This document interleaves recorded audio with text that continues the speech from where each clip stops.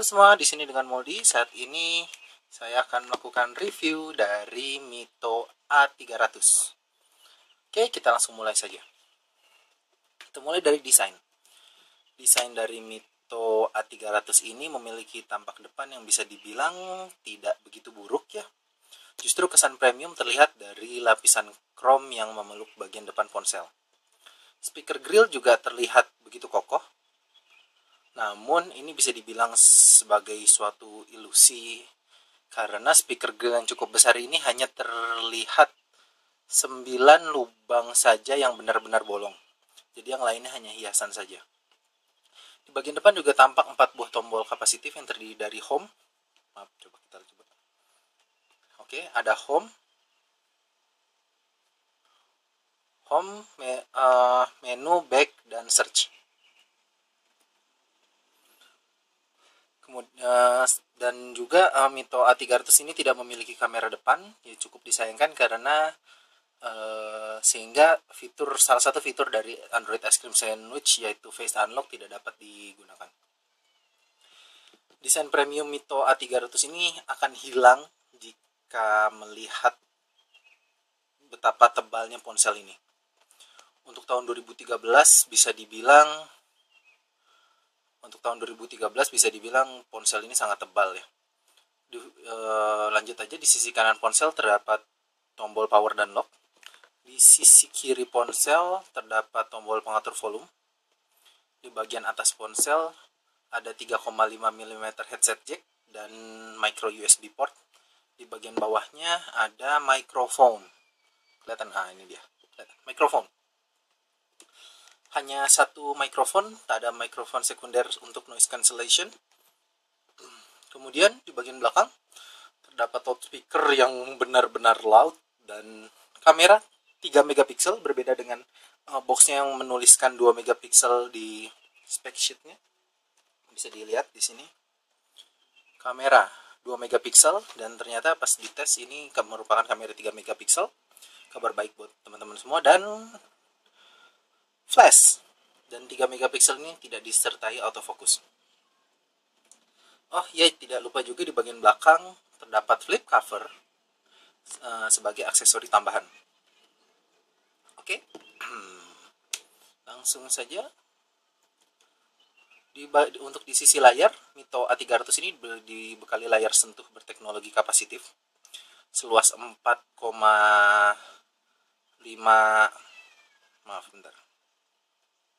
display brightness biar lebih enak. Oke. Dengan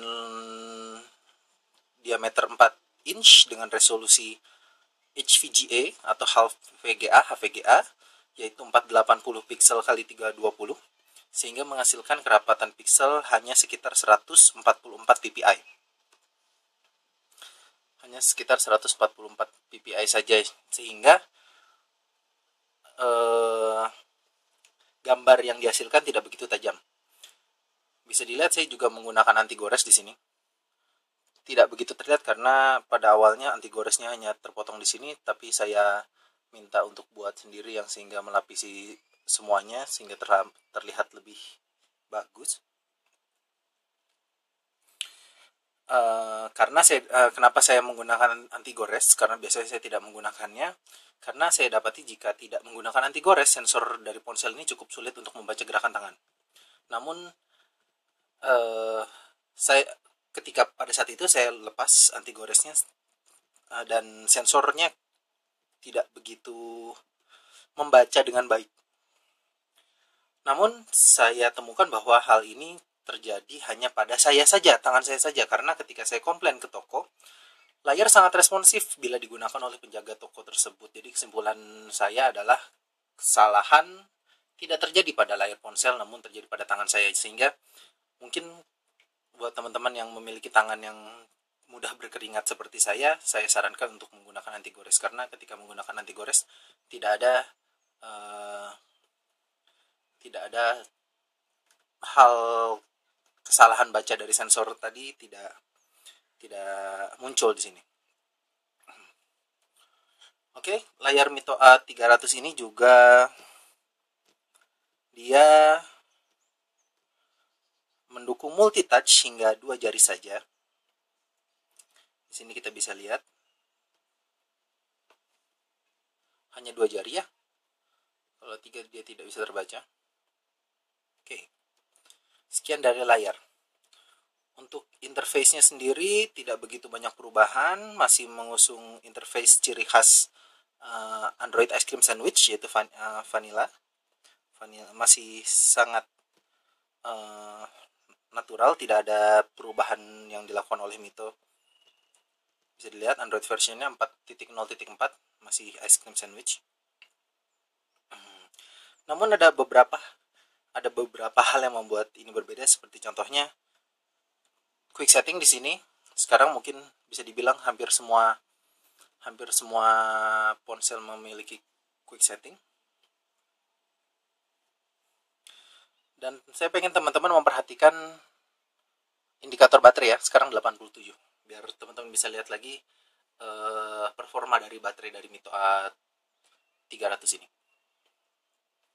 Satu lagi perbedaan yang dibawa dibandingkan dengan ponsel yang lain, yaitu ketika kita melakukan telepon, gitu ya. Di sini teman-teman bisa lihat apakah untuk melakukan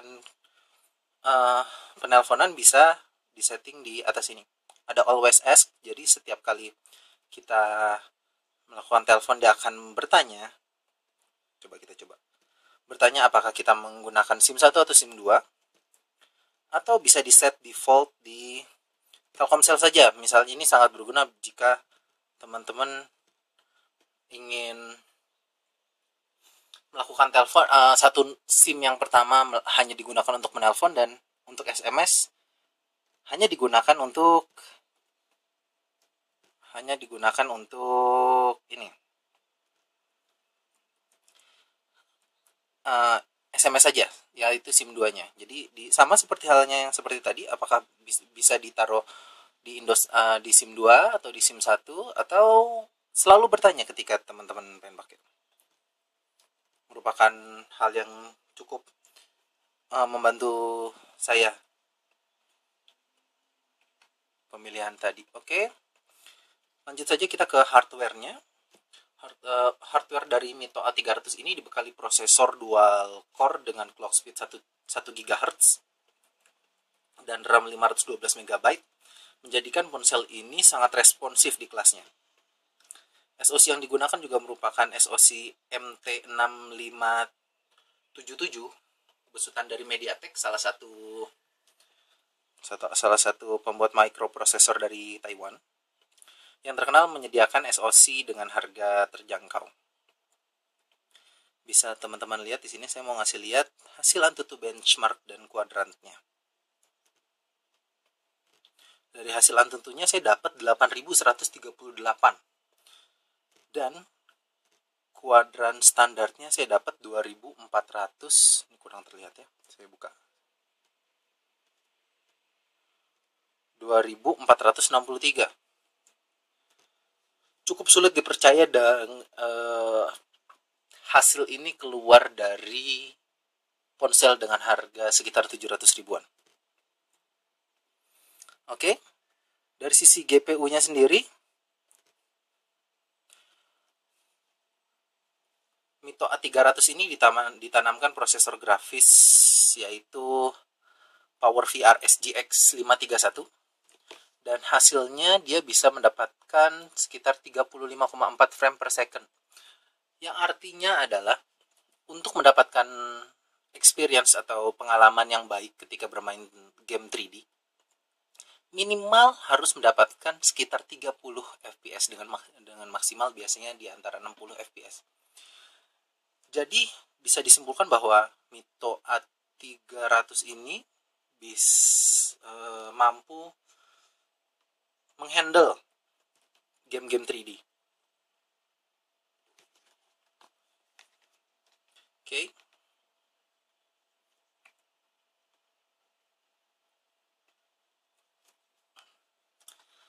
Nah, sekali lagi performa yang dihasilkan sangat sulit dipercaya jika melihat bandrol harga yang Mito tawarkan. Namun di antara semua kelebihan yang ada, saya melihat ada beberapa kekurangan. Oke, di antaranya adalah yang pertama, memori internal yang sangat kecil. Hanya disediakan 139 MB saja, jadi sangat sulit untuk memasukkan game maupun widget yang banyak ke dalam ponsel ini. Tentu teman-teman bisa melakukan root dan link to SD untuk memaksimalkan kekuatan dari ponsel ini, namun perlu diingat, saya tidak pernah menyarankan teman-teman untuk melakukan root. Risiko ada pada teman-teman sendiri, oke? Selain itu, keluhan kedua saya adalah masalah kapasitas baterai. Di sini saya sempat melakukan screenshot. Oke.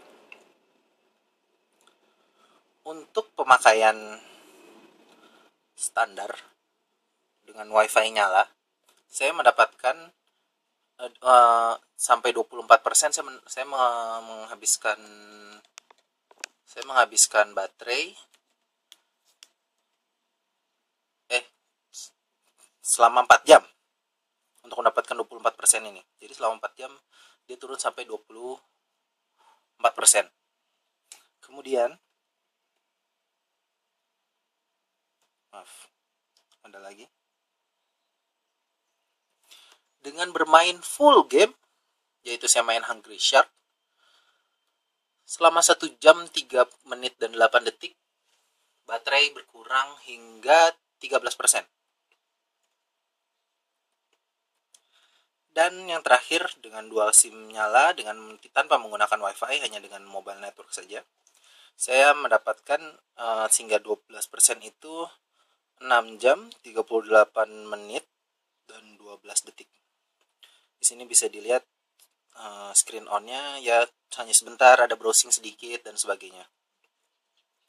Menghabiskan 6 jam. Jadi bisa dibilang baterai ini 800 mAh sangat terbatas sekali. Kekurangannya di situ. Nah, ada satu lagi. Dari harga yang ditawarkan dan performa yang dihasilkan, tentu sangat sulit dipercaya bahwa ponsel ini dibanderol dengan harga di bawah 1 juta.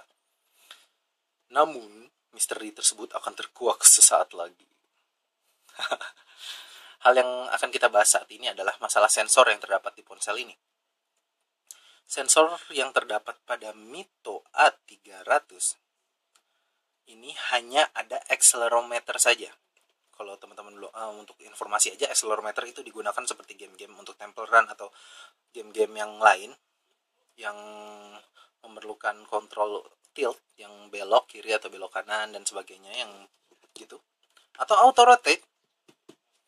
Nah, bisa dilihat sekarang bahwa auto rotate tidak jalan. Nah, accelerometer ini kadang ada, kadang tidak. Ini yang salah satu masalah di sini, bahwa saya juga lihat posting dari teman-teman yang lain yang di Kaskus sebagai contohnya, bahwa ada yang kadang bermain bisa menggunakan tilt, kadang tidak. Hal ini bisa diakali dengan cara merestart ponsel, namun yaitu terserah. Handphone ini kadang bisa jalan, kadang tidak. Itu menurut saya salah satu kelemahannya. Sensor magnetik tidak ada. Kita bisa lihat sensor tes di sini. Sensor magnetik tidak ada. Tak ada sensor magnetik. GPS pun tidak ada. Sensor cahaya pun tidak terbaca. Jadi sensor cahaya itu ambient light sensor. Jadi untuk mengaktifkan auto brightness, lucunya tapi ada auto brightness di sini. Namun ketika kita pencet, dia tidak terjadi perubahan. Kalau saya menutup bagian yang biasa diletakkan sebagai sensor, saya tidak menemukan itu. Jadi dari hasil sensor tes, tidak ditemukan light sensor. Proximity juga tidak ada. Namun untuk masalah yang tadi, GPS tidak ada, karena saya melakukan GPS status, dan GPS is currently disabled, dan ketika saya lihat settingannya, memang tidak terdapat GPS di sini. Oke. Tapi bisa dilakukan dengan untuk Maps, Google Maps masih tetap bisa dilakukan dengan cara mengaktifkan WiFi agar hasil dari lokasi teman-teman bisa kelihatan. Sampai saat ini tuh saya mengaktifkan hanya WiFi tapi tetap masih bisa digunakan Google Maps-nya. Oke.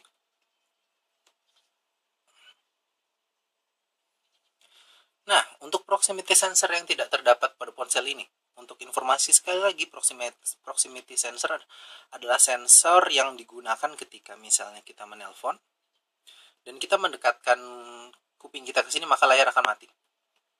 Sebagai contoh, saya akan melakukan panggilan, tapi tidak bisa. Oke? Itulah mengapa Mito memberikan flip cover pada ponsel ini. Jadi ketika Anda melakukan telepon, panggilan, ya tinggal tempelkan kuping Anda di sini sehingga tidak terjadi kesalahan penekanan pada layar. Tapi terkadang saya dapati bahwa ini pun terkadang masih bisa tembus. Tadi kita lihat itunya.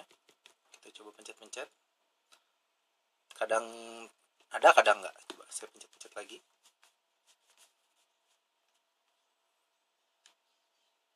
Ya, berbeda ya.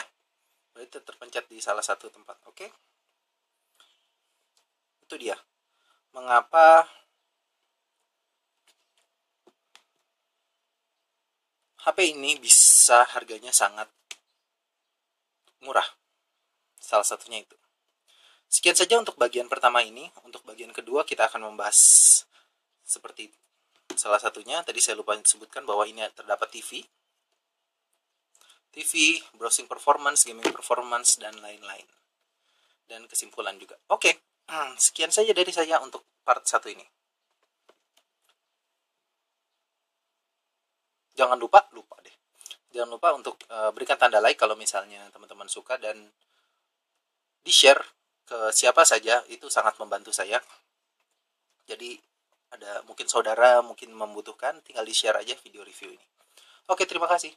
Kita ketemu di bagian kedua.